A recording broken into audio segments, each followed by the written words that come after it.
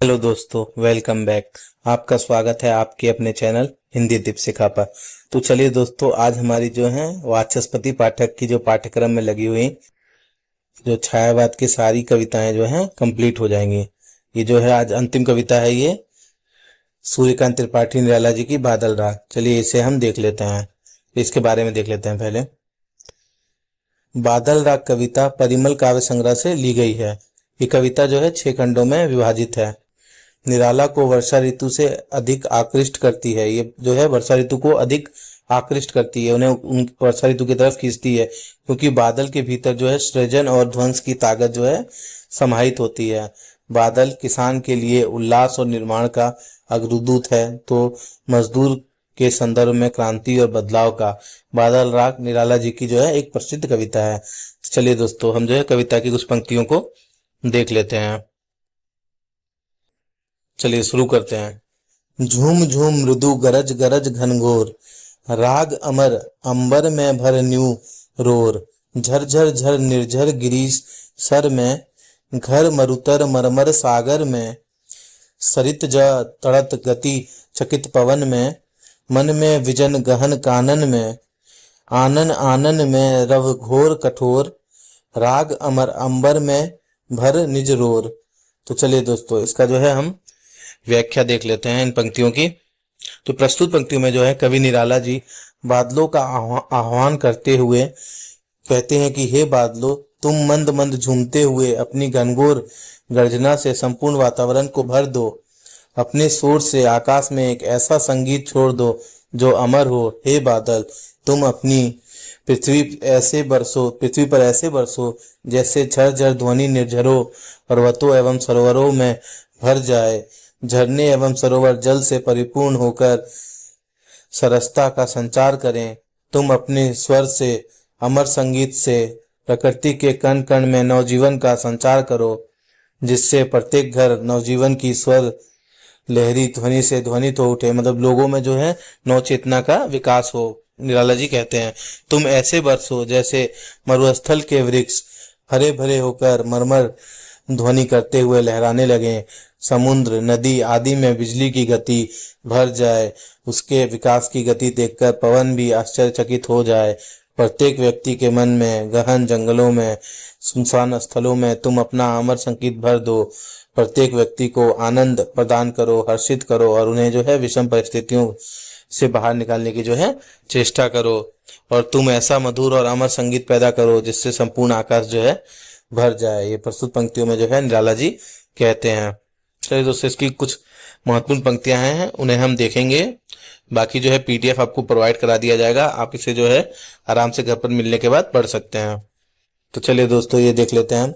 उथल पुथल कर हृदय मचा हलचल, चल रे चल मेरे पागल बादल। धसता दलदल हंसता है नद खलकल, बहता कहता कुलकुल कलकल कलकल। तो चलिए दोस्तों, इसका जो है हम भावार्थ देख लेते हैं पंक्तियों का।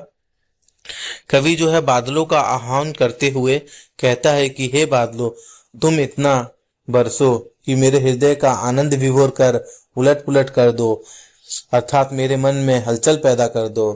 तुम्हारे बरसने से दलदल धस जाए। वो बादलों से कह रहे हैं, तुम बरस कर जो है दलदलों को धसा दो। समुद्र खिलखिलाकर हंसने लगता है, जब तुम बरसते हो तो समुद्र भी खिलखिलाता है। सरिताओं का जल कल कल की ध्वनि से तुम्हारा ही शोभागान यशोगान करने लगता है। जो तुम्हारा शोभागान या यशोगान जो है करता है, तुम्हें जो है तुम्हारा स्वागत करता है बादलों का। इतना बरसो कि वर्षा के पानी से मिट्टी जमीन में दब जाए, अर्थात वह मिट्टी दलदल का रूप लेकर पुनः धरा में विलीन हो जाए। कवि बादलों को इतना बरसने के लिए कह रहा है कि नदियां वर्षा के पानी से भरकर हिलोरे खाने लगे, अर्थात नदियों को पानी से लबालब भर देने के लिए कवि कह रहा है। उनके कहने का तात्पर्य यह है कि बादल तू इतना बरस कि कहीं भी पानी का अभाव ना हो। नदियां कुल कुल कल कल की ध्वनि से सदैव बहती रहें। संपूर्ण पृथ्वी जो है भाव विभोर होकर जो है खिलखिलाकर जो है हंसती रहे। इसलिए दोस्तों, ये जो है इसमें वो कह रहे हैं। तो दोस्तों, और कुछ महत्वपूर्ण पंक्ति हैं, उन्हें हम देखेंगे। तो दोस्तों, ये सारी जो है पंक्तियां जो हैं आपको दे दी जाएंगी। आप जो है इसे आराम से घर पर जो है पढ़ सकते हैं। चलिए दोस्तों, इसमें जो है ये पंक्तियां जो है इंपॉर्टेंट है, इसे देख लेते हैं हम। तीरती है समीर सागर पर, अस्थिर सुख पर दुख की छाया, जग के दग्ध हृदय पर निर्दय विप्लव की प्लावित माया, यह तेरी रण तरी भरी आकांक्षाओं से, धन भेरी गर्जन से सजग सुप्त अंकुर, उर में पृथ्वी के आशाओं से नवजीवन की ऊंचा कर सिर, तक रहे हैं विप्लव के बादल। चलिए दोस्तों, इसका जो है भावार्थ देख लेते हैं। इस कविता में कवि ने बादलों को क्रांति का प्रतीक बतलाया है। कवि कहते हैं कि बादल वायु रूपी सागर पर तैरते हुए रहते हैं, जैसे अस्थिर सुख पर दुख की छाया मंडराती है। कहने का अभिप्राय यह है यहाँ पे कि मानव जीवन में जो है सुख और दुख हवा के समान चंचल है, अर्थात अस्थायी है। कवि कहते हैं कि सुख और दुख जो है अस्थायी है, वो जो है एक समान नहीं रहता, कभी रहता है, कभी जो है जीवन से चला जाता है। क्योंकि जो है मानव जीवन में सुख और दुख दोनों आते जाते रहते हैं और सुखों पर सदैव दुखी रूपी बादल मंडराते हैं। संसार के जले हुए हृदय पर निर्दयी विनाश रूपी माया के रूप में बादल हमेशा जो है स्थिर रहते हैं, अर्थात संसार का हृदय शोषण रूपी अग्नि से जला हुआ है और बादल रूपी दुख व शोषणग्रस्त संसार पर जल बरसाकर शोषण के खिलाफ जो है लोगों के मन में दबे क्रांति के बीज को जो है अंकुरित करने का काम करते हैं। दोस्तों, ये जो है एक रूप से एक क्रांतिकारी कविता भी है। इसमें जो है वो अपने बादल की बरसात के माध्यम से जो है किसान वर्ग और जो है शोषित वर्ग को जो है जागने की बात जो है इसमें निराला जी करते हैं। कवि बादलों से कहते हैं कि तुम्हारी युद्ध रूपी नाव में आदमी जो है की सारी इच्छाएं भरी हुई हैं। कहने का अभिप्राय यह है कि जिस प्रकार लोगों की उम्मीदें होती हैं कि बादल जल बरसाकर गर्मी से राहत देगा, उसी प्रकार लोगों को क्रांति से उम्मीद है कि उन्हें शोषण से मुक्ति मिलेगी। कवि कहता है कि हे बादल, तुम्हारे युद्ध क्षेत्र में नगाड़ों अर्थात तुम्हारी गर्जना से धरती के अंदर सोए हुए अंकुर अर्थात बीज जाग जाते हैं। कहने का तात्पर्य यह है कि क्रांति की हुंकार से कमजोर हुआ निष्क्रिय व्यक्ति भी शोषण के विरुद्ध संघर्ष के लिए तैयार हो जाते हैं। आगे कवि कहते हैं कि विप्लव के बादल पृथ्वी के अंदर ये अंकुर नए जीवन की आशा में सिर उठाकर तुझे देख रहे हैं, अर्थात शोषण का शिकार हुए लोग अपने मन में अपने उद्धार की आशाओं के लिए क्रांति की ओर ताकते रहते हैं। तो वो जो है मजदूर वर्ग और शोषित वर्ग को जो है क्रांति करने की जो है बात करते हैं कि समाज में हो रहे अन्यायों के ऊपर जो है वो क्रांति करके अपने जीवन को जो है और भी अच्छा और जो है शोषित वर्ग से जो है अपने आप को छुटकारा पाने की चेष्टा कर सकते हैं। चलिए दोस्तों, यहाँ पे ये पंक्ति दी हुई है, काफी महत्वपूर्ण है। अटालिका नहीं है रे आतंक भवन, सदा पंख पर ही होता जब विप्लव प्लवन, क्षुद्र प्रफुल्ल जलंज से सदा झलकता नीर। ले दोस्तों, रोग शोक में भी हंसता शैशव का सुकुमार शरीर, रुद्र कोश है क्षुब्ध तोष, अंगना अगा सो लिपटे भी, आतंक अंग पर काप रहे हैं, धनी वर्ज गर्जन से बादल, त्रस्त नयन सुख ढाप रहे हैं। चलिए दोस्तों, इसका भावार्थ हम देख लेते हैं।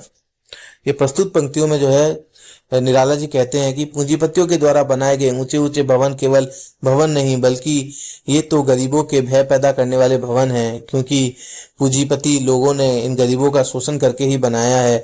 कवि कहता है कि सदैव कीचड़ पर ही अत्यधिक वर्षा के कारण होने वाले बाढ़ का प्रभाव होता है, अर्थात भयंकर जल प्रलय सदैव कीचड़ पर ही होता है। यही जल जब कमल की कोमल पंखुड़ियों पर पड़ता है तो वह अधिक विकसित हो उठती है। कहने का अभिप्राय यह है कि प्रलय से पूंजीपति वर्ग ही प्रभावित होता है, जबकि निम्न वर्ग में बच्चे कोमल शरीर के होते हैं तथा रोग व कष्ट की स्थिति में हमेशा हंसते मुस्कुराते रहते हैं। पूंजीपतियों ने अपने आर्थिक साधनों व धन पर कब्जा कर रखा है।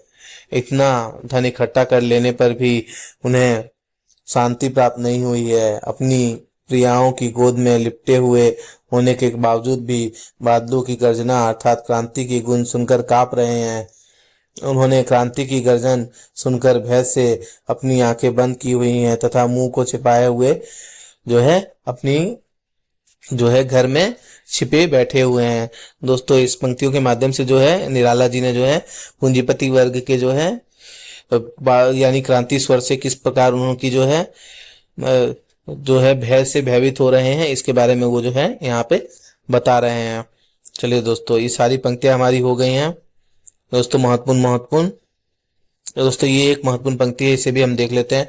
जीर्ण बाहु है शीर्ण शरीर, तुझे बुलाता कृषक अधीर, ए विप्लव के वीर, चूस लिया है उसका सार, धनी वज गजन से बादल, ए जीवन के पारावार। चलिए दोस्तों, इसका अर्थ हम देख लेते हैं यहाँ पे, भावार्थ। ले कवि बादल जो है अर्थात क्रांतिकारी से होता है। यहाँ पे जो बादल का अर्थ जो है क्रांतिकारी से कहते हैं वो कि हे विप्लव के वीर, शोषण के कारण किसान की भुजाएं बलहीन हो गई हैं, उसका शरीर कमजोर हो गया है, वो बेचैन हो गया है, तुझे बुला रहा है। कहने का अभिप्राय यह है कि जो शोषित वर्ग जो है शोषण के कारण जो है अत्यधिक कमजोर हो गया है, अब वो शोषण को खत्म करने के लिए बेचैन है। शोषकों ने शोषित वर्ग के जीवन शक्ति छीन ली है, अर्थात उनका रक्त रूपी सार तत्व चूस लिया है, अब वह केवल हड्डियों का ढांचा मात्र रह गया है। कवि बादल यानी अर्थात क्रांतिकारियों से कहता है कि जीवन दाता, तुम बरस कर किसान की गरीबी दूर करो, अर्थात क्रांति करके जो है शोषण को समाप्त कर दो। जो है इन प्रस्तुत पंक्तियों के माध्यम से जो है उन्होंने गरीब और शोषित वर्गों में जो है क्रांति का भाव बढ़ने की चेष्टा की है। तो दोस्तों, इसमें कुछ विशेष है इस कविताओं से, ये भी मैंने करा दिया। यहाँ से प्रश्न जो है आपके बन सकते हैं। चलिए दोस्तों, देख लेते हैं एक बार। कवि ने किसान की जो है इसमें दयनीय अवस्था का जो है सजीव चित्रण यह है बादल राग के माध्यम से किया है। ऐसे विद्रोह की भावना का वर्णन किया है, क्रांति और विद्रोह की भावना का इसमें वर्णन देखने मिलता है। शीर्ण शरीर में जो है अनुप्रास और तथा काव्यांश में जो है मानवीकरण अलंकार जो है देखने के लिए मिलता है। ये जो पंक्ति जो हमने पढ़ी इसमें, और तत्सम जो है शब्दावली युक्त जो है खड़ी बोली का प्रयोग जो है निराला जी ने किया है, और निराला जी ने इसमें जो है मुक्तक छंद का प्रयोग किया है। आप लोग सभी को पता है कि निराला जी को जो है मुक्तक छंद का प्रवर्तक माना जाता है। तो दोस्तों, ये से जो संबोधन शैली का प्रयोग किया है, इसमें जो है वो इस कविता के माध्यम से जो है पूंजीपति वर्ग और जो है शोषित वर्ग और जो है जिनका शोषण हो रहा है उनको संबोधित करके ये कविता को उन्होंने लिखा है। इसमें चित्रात्मक शैली का जो है इन्होंने प्रयोग किया है, और ये जो है इसमें जो है वीर रस का वर्णन है, यानी वो राष्ट्रीयता को जागृत करने का काम इस कविता के माध्यम से जो है निराला जी ने किया है। चलिए दोस्तों, कुछ प्रश्न है, इन्हें हम देख लेते हैं। बादल राग कविता में बादल किसका प्रतीक है? तो दोस्तों, क्रांति और बदलाव का प्रतीक है। तो दूसरा प्रश्न देख लेते हैं। बादल राग कविता में किस छंद का प्रयोग हुआ है? तो दोस्तों, हमने अभी देखा कि बादल राग कविता में जो है मुक्तक छंद का प्रयोग हुआ है। चलिए दोस्तों, तीसरा प्रश्न देख लेते हैं। बादल राग कविता में कितने खंड है? तो दोस्तों, बादल राग कविता में कुल जो है 6 खंड है। तो 4 नंबर प्रश्न देख लेते हैं। बादल राग कविता के रचयिता कौन है? दोस्तों, बादल राग कविता के रचयिता जो है निराला जी हैं। तो 5 नंबर प्रश्न देख लेते हैं। बादल राग कविता में कवि ने सुखों को कैसा बताया है? तो दोस्तों, उन्होंने सुखों को जो है अस्थिर और अस्थायी बताया है कि वो कभी जो है एक समान नहीं रहते। तो 6 नंबर प्रश्न देखते हैं। निराला ने जीर्ण बाहु किसे कहा है? तो दोस्तों, उन्होंने जीर्ण बाहु जो है कृषकों को कहा है, कृषकों की भुजाओं को कहा है। दोस्तों, 7 नंबर प्रश्न देख लेते हैं। क्रांति के बादलों की गर्जना सुनकर कौन सा वर्ग भयभीत हो उठता है? तो दोस्तों, जो है इसका उत्तर होगा जो है इसकी गर्जना सुनकर जो है पूंजीपति वर्ग जो है भयभीत हो उठता है। दोस्तों, 8 नंबर प्रश्न देखते हैं। शीर्ण शरीर किसे कहा गया है? तो दोस्तों, जो है किसानों के शरीर को जो है शीर्ण शरीर कहा गया है, वो जो है दुर्बल और बेचैन यहाँ पे दिखाए गए हैं। 9 नंबर प्रश्न देखते हैं। महाप्राण के नाम से किस कवि को जाना जाता है? तो दोस्तों, महाप्राण के नाम से निराला जी को जाना जाता है। चलिए, और दोस्तों, आप आज का जो है अंतिम प्रश्न देख लेते हैं। निम्नलिखित में से कौन सा काव्य संग्रह जो है निराला जी का नहीं है? तो दोस्तों, जो है निराला जी का जो है परिमल काव्य संग्रह भी है, अनामिका भी है और कुकुरमुत्ता भी है। जो चित्राधार जो है ये जयशंकर प्रसाद जी का काव्य संग्रह है। तो चलिए दोस्तों, यहाँ मैंने आंसर की दिया हुआ है, आप इसे देखकर जो है प्रैक्टिस कर सकते हैं, बार बार इसका अभ्यास कर सकते हैं। दोस्तों, अगर आपको हमारे नोट्स अच्छे लगते हैं तो हमने जो है वेस्ट बंगाल SLST के 9वीं 10वीं के और 11वीं 12वीं के जो है हिंदी के सारे नोट्स जो है वीडियो वाइज क्लासेस के थ्रू करा दिए हैं। और आपको अगर हमारी जो है सारी क्लासेस के जो PDF नोट्स प्राप्त करने हैं तो आप हमें जो है इस नंबर पर व्हाट्सअप कर सकते हैं, आपको जो है PDF नोट्स जो है प्राप्त करा दिए जाएंगे। तो चलिए दोस्तों, आशा करता हूं कि आप सभी जो है अपनी तैयारी में जुटे होंगे और जो है हमारी जो है वीडियोस के माध्यम से और हमारे PDF नोट्स के माध्यम से अपनी तैयारी को और भी अच्छा कर रहे होंगे। तो चलिए दोस्तों, नेक्स्ट कक्षा में मिलते हैं। धन्यवाद।